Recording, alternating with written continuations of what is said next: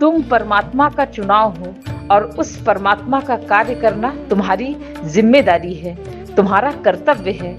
जिसको जिसको ध्यान का बहुत गहरा अनुभव हुआ है, जिसको जिसको ध्यान की बड़ी बड़ी घटनाएं घटी हैं और जो लोग कई वर्षों तक साथ साथ चले हैं, उन सभी लोगों को स्वयं परमात्मा ने अपना कार्य करने के लिए चुना है।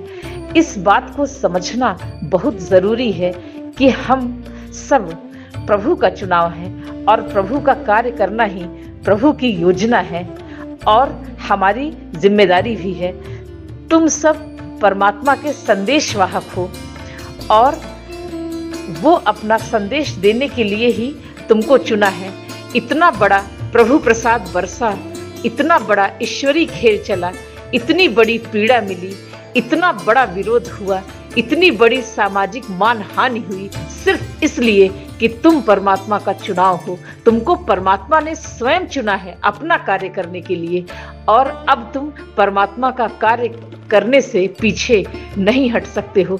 परमात्मा का कार्य करना ही तुमको शांति देगा, परमात्मा का कार्य करना ही तुमको अंदर से तृप्ति देगा, परमात्मा का कार्य करना ही तुमको चैन और सुकून देगा, वरना तुम हमेशा अशांत और दुखी रहोगे क्योंकि तुम परमात्मा की योजना में बाधा बने।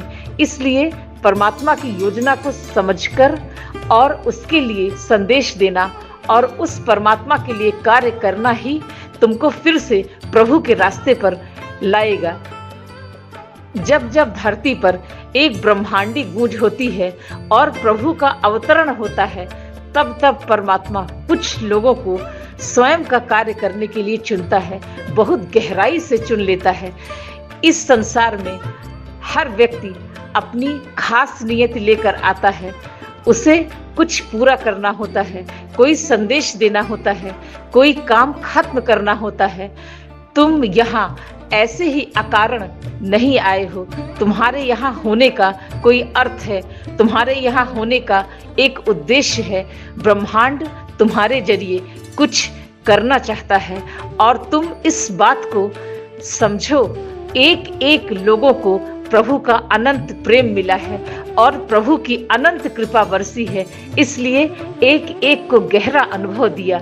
इसलिए परमात्मा का कार्य तुम्हारी जिम्मेदारी हो जाना चाहिए, परमात्मा का कार्य तुम्हारा कर्तव्य बन जाना चाहिए।